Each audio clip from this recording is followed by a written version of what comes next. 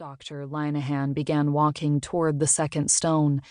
It was brown, not flat or round, but shaped oddly, as if twisted.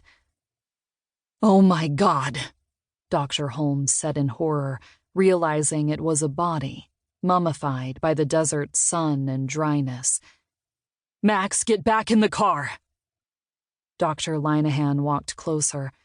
Her mouth fell open to a scream, but no words came out.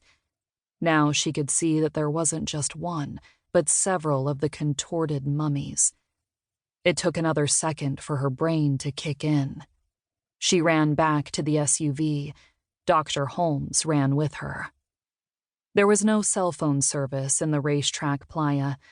Dr. Holmes drove at breakneck speed for the nearest ranger station.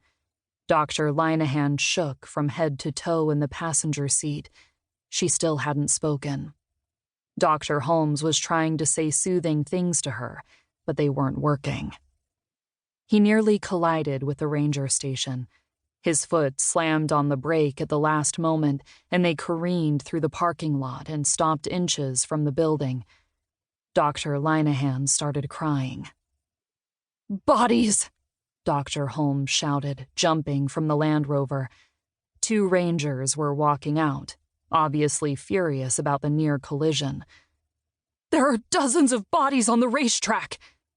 Dr. Holmes was now screaming. His voice echoed in his ears, sounding unfamiliar. "Mummified bodies on the racetrack playa!" "Calm down, Dr. Holmes," one of the rangers said. He stared at the doctor in amazement. He'd known him since he started surveying the sailing stones and had never seen him like this. "What are you talking about?"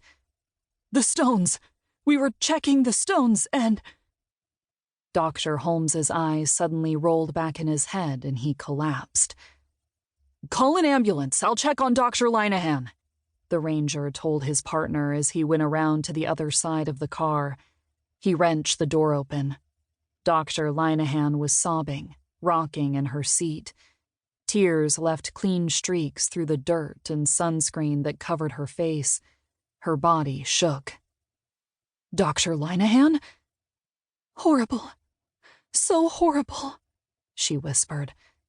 "Dead people on the playa." She repeated it over and over. Ranger Banks thought for a few moments. They were both in shock and talking about dead bodies on the racetrack. The Rangers checked the playa every couple of days, but it had been 3 days since they had driven past it. They had noticed nothing out of the ordinary then. "The ambulance is on the way," the other ranger said. "Get them both inside and call the FBI. If they are right, we're going to need help." Ranger Banks pulled Dr. Linehan from the car. He half carried her into the ranger station. She collapsed into a chair and continued sobbing. "I'm going to drive out there and see what they are talking about." "Are you sure?" the second ranger asked. "I'm sure." Ranger Banks grabbed the keys to his Cherokee and set out through Death Valley. Banks drove out to the racetrack playa. He stopped as the little dirt road entered the dried lake bed and surveyed the land. Everything seemed normal enough. He turned off the Cherokee and got out a set of binoculars. Once they were focused, he began to survey the desert. His eyes finally landed on a stone. Larger than most and misshapen, unlike most of the stones of the playa. Most of the stones were worn with time and weather, creating smooth surfaces. This one did not have a smooth surface, but instead looked craggy and lumpy. Exiting the Land Rover, he began hiking into the playa. As he got closer, he finally understood what the doctors were talking about. It wasn't a stone. It was a body, and as his eyes adjusted to the heat-seared surface, he saw more of them. Dozens of them seemed to litter the desert floor. Banks dropped the binoculars. For a time, he could do nothing but stare.